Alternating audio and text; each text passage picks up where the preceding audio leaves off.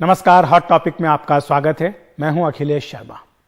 कल स्वतंत्रता दिवस पर प्रधानमंत्री नरेंद्र मोदी लाल किले की प्राचीर से 10वीं बार राष्ट्र को संबोधित करेंगे। ये उनके दूसरे कार्यकाल का 5वां और आखिरी भाषण होगा। आपको बता दें कि अब तक पीएम मोदी से पहले 3 प्रधानमंत्रियों ने ही 10 या उससे अधिक बार स्वतंत्रता दिवस पर देश को संबोधित किया है, लेकिन नरेंद्र मोदी ऐसे पहले गैर कांग्रेसी प्रधानमंत्री होंगे जो 10वीं बार लाल किले पर तिरंगा फहराएंगे।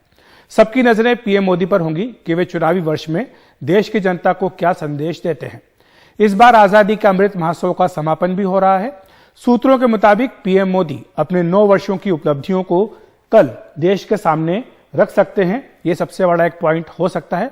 भारत को 2047 तक विकसित राष्ट्र बनाने के लिए 25 साल, अगले 25 साल में क्या काम करना है, इसका एजेंडा भी देश के सामने रख सकते हैं। भ्रष्टाचार, वंशवाद और तुष्टीकरण पर तीखा हमला बोलकर विपक्ष को आड़े हाथों भी ले सकते हैं। अभी 9 तारीख को उन्होंने क्विट इंडिया की बात भी कही थी। महिला, आदिवासी, अनुसूचित जाति, युवाओं को खास तौर से संदेश भी पीएम मोदी दे सकते हैं। गरीबी मिटाने में सरकार को जो अब तक की उपलब्धि है उसका जिक्र भी पीएम मोदी कर सकते हैं। कश्मीर में जो हालात सुधरे हैं और साथ ही वामपंथी नक्सलवाद के मुद्दे पर जो कामयाबी मिली है उनका जिक्र भी पीएम मोदी कल कर सकते हैं। 2024 के लोकसभा चुनाव के मद्देनजर सरकार की ओर से कुछ बड़े ऐलान भी लोगों के लिए किए जा सकते हैं। आपको बता दें कि पीएम के भाषण के लिए मंत्रियों से सुझाव मांगे गए थे और सभी मंत्रियों से कहा गया था कि वे अपने अपने काम का, उपलब्धियों का ब्यौरा दें। लेकिन ये पहली बार नहीं है और आपको पता है, जैसे हमने कहा कि 10वीं बार पीएम मोदी कल भाषण देंगे। इससे पहले 9 बार देश को संबोधित कर चुके हैं। अपनी सरकार का एजेंडा समय समय पर उन्होंने देश के सामने रखा है। वो चाहे स्वच्छ भारत से लेकर नीति आयोग बनाना हो या फिर आयुष्मान भारत के जैसे लोगों को राहत देना हो, इन तमाम मुद्दों पर पीएम मोदी ने घोषणाएं की हैं। 15 अगस्त पर पीएम मोदी ने ऐसे कई महत्वपूर्ण ऐलान भी अपने 15 अगस्त के भाषणों में किए हैं। 2014 में क्या हुआ था, जब पीएम मोदी ने पहली बार सत्ता संभाली थी और लाल किले से देश को संबोधित किया था, तब उन्होंने स्वच्छता अभियान का ऐलान किया था और साथ ही हर घर में शौचालय और लड़कियों के लिए सभी सरकारी स्कूलों में अलग से शौचालय की घोषणा की थी। योजना आयोग की जगह नीति आयोग बनाने का ऐलान भी पीएम मोदी ने 2014 में किया था। इसके अलावा जनधन योजना, skill India, make in India, digital India जैसी 7 बड़ी पहल का ऐलान भी उन्होंने अपने पहले भाषण में किया था। उसके अगले साल यानी 2015 में पीएम मोदी ने स्टार्टअप इंडिया का नारा दिया।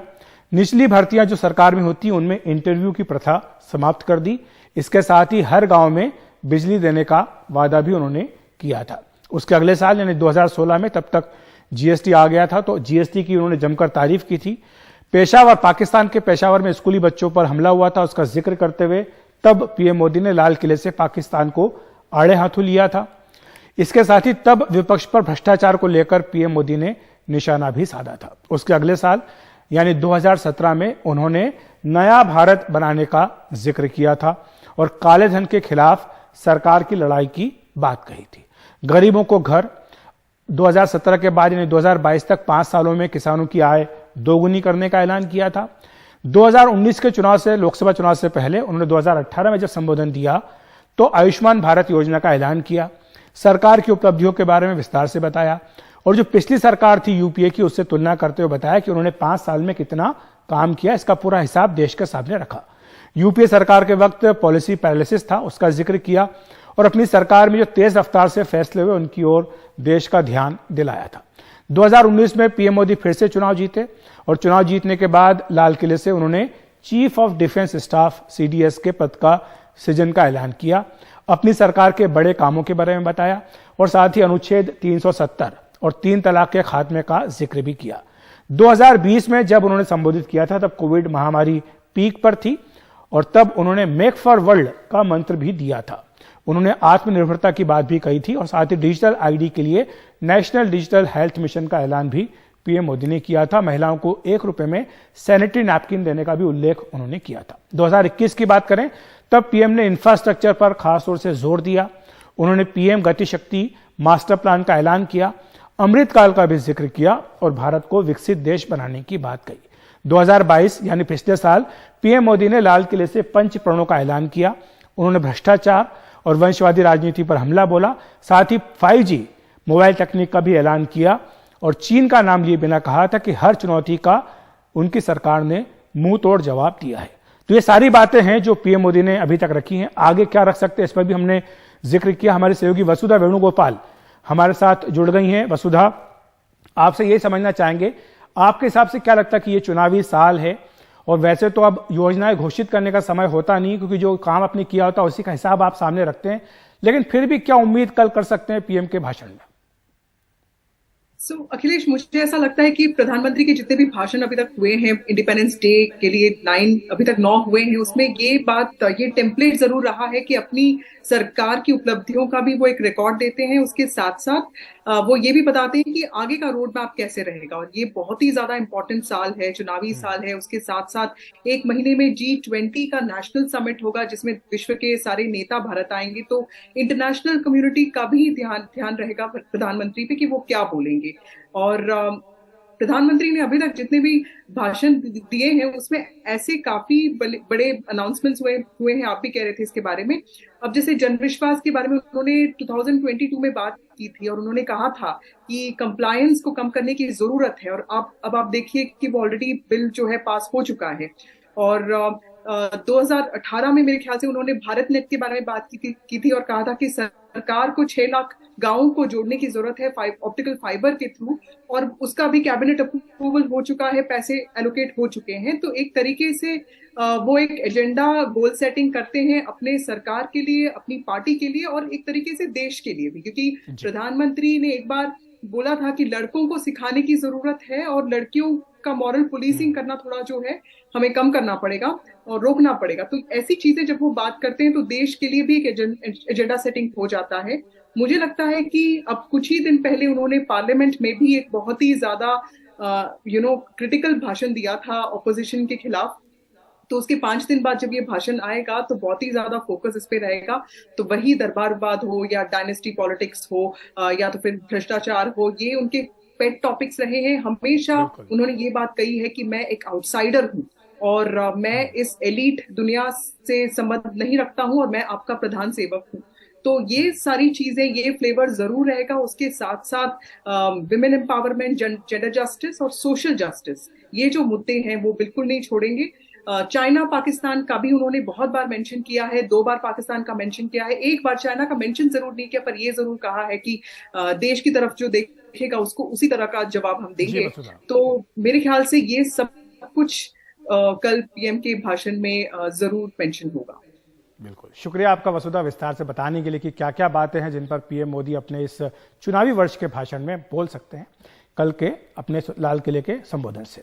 और आपको बता दें कि इस बार का जो स्वतंत्रता दिवस समारोह है ये कुछ अलग अंदाज में मनाया जा रहा है। इस बार देश के अलग अलग हिस्सों से करीब 1800 खास मेहमान बुलाए गए हैं। 660 वाइब्रेंट गांव के करीब 400 सरपंचों को कल बुलाया गया है। 250 किसान जो है उत्पादक संगठन योजना से आए हैं। पीएम किसान सम्मान निधि और पीएम कौशल विकास योजना से जुड़े लोगों को भी बुलाया गया है। सेंट्रल विस्टा और नए संसद भवन के निर्माण में जिन्होंने काम किया ऐसे 50 श्रम योगियों को भी आमंत्रित किया गया है। खादी श्रमिक, बॉर्डर रोड बनाने वाले, अमृत सरोवर, हर घर जल योजना में लगे लोगों को भी आमंत्रित किया गया है। प्राइमरी स्कूल के शिक्षक, नर्स और मछुआरों को भी बुलाया गया है। हर राज्य से 75 दंपत्तियों को पारंपरिक वेशभूषा में आमंत्रित भी यहां पर किया गया है। दिल्ली में 12 अलग अलग जगहों पर सेल्फी पॉइंट भी बनाए गए जहां पर कि आप जाकर सेल्फी ले सकते हैं। तो यानी कल के कार्यक्रम के लिए भव्य तैयारियां हैं। और आपको बता दें कि कल सुबह पीएम मोदी लाल किले पर आएंगे करीब 7 बजे और रक्षा मंत्री राजनाथ सिंह अपने अन्य सहयोगियों के साथ उनकी अगवानी करेंगे। पीएम को गार्ड ऑफ ऑनर वहां पर दिया जाएगा। इसके बाद ध्वजारोहण करेंगे पीएम नरेंद्र मोदी। पूरी तरह स्वदेश में बनी हुई 105 mm गन से उन्हें 21 तोपों की सलामी दी जाएगी। भारतीय वायुसेना के 2 ध्रुव हेलीकॉप्टर फूल बरसाएंगे। सुबह 7:30 बजे के करीब उनका भाषण शुरू होगा।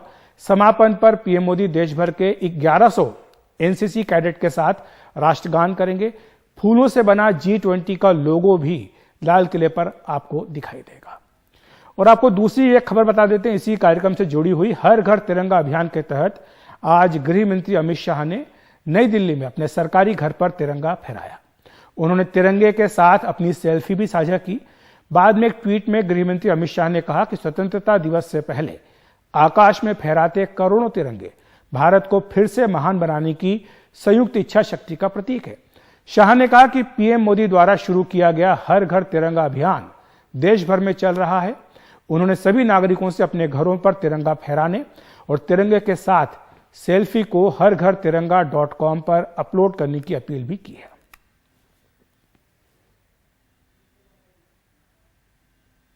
वक्त एक ब्रेक का।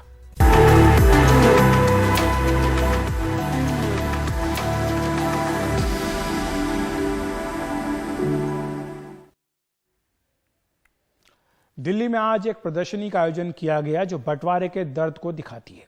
बीजेपी सांसद राकेश सिन्हा के आवास पंडारा पार्क में लगाई गई इस प्रदर्शनी में बंटवारे के समय के चित्रों के जरिए उस समय की त्रासदी को दिखाया गया है। बंटवारा क्यों हुआ, कैसे हुआ और किसकी क्या भूमिका रही, इसका संक्षिप्त विवरण भी इसमें पेश किया गया। केंद्रीय मंत्री हरदीप सिंह पुरी ने इस प्रदर्शनी का उद्घाटन किया। इस मौके पर उन्होंने पीएम मोदी का धन्यवाद दिया, जिन्होंने 2021 में विभाजन की विभीषिका दिवस के तौर पर 14 अगस्त को मनाने का सुझाव दिया था। हमारी हमें जो नई जनरेशन आ रही है, दे वर नॉट पार्टिसिपेंट्स, और अभी हमारी एवरेज एज देश की 29 ईयर्स है, ठीक है, और 50% of our population is less than 25 years old. ये हो सकता है, जैसे मैंने एक आदमी को कोट किया, पढ़े लिखे व्यक्ति को, जो कहता है कि व्हाई इज इट नेसेसरी, जो आप सवाल पूछें, it is necessary so that you don't allow these kinds of mistakes ever to be made again. जो भी हमारे बीच के डिफरेंसेस हैं, हमें उनको बैठ के रिजॉल्व करने होंगे, और जो भी डिफरेंसेस हैं हमें उनसे रैशनली अटेंड करना पड़ेगा। उस समय भी 1947 से पहले, विभाजन की बात तो 1940 से कब से शुरू हो गई थी। बहुत लोग थे बीच में, बिल्कुल से गलत आइडिया, पर कुछ लोग मिल गए। This is why it's important. पूरे देश में चाइनीज मांझे पर प्रतिबंध लगा हुआ है। इसके बावजूद ये चोरी छुपे बेचा और खरीदा जा रहा है। स्वतंत्रता दिवस के मौके पर पतंग उड़ाने की परंपरा रही है। आप पतंग जरूर उड़ाइए, लेकिन कुछ बातों का ख्याल रखते हुए। बाजार से चाइनीज की जगह घरेलू मांझा खरीदें, जिसमें खतरा काफी कम होता है। छोटे बच्चों के साथ बड़े भी मौजूद रहें, उन्हें चाइनीज मांझे के खतरे से आगाह करें। घरेलू मांझे के साथ भी सावधानी बरतें, क्योंकि कई बार इसमें भी कांच का मिश्रण होता है और पतंग कहीं उलझ जाए तो खींचे नहीं, इससे दूसरों को और खुद को भी नुकसान हो सकता है। सड़कों और रास्तों के आसपास पतंग उड़ाने से बचें। पतंग उड़ाने की जगह इस तरह होनी चाहिए जहां से मांझा किसी को छू ना सके। तो आप सुरक्षित रहिए, दूसरों को भी सुरक्षित रखिए। और टॉपिक में इतना ही। नमस्कार।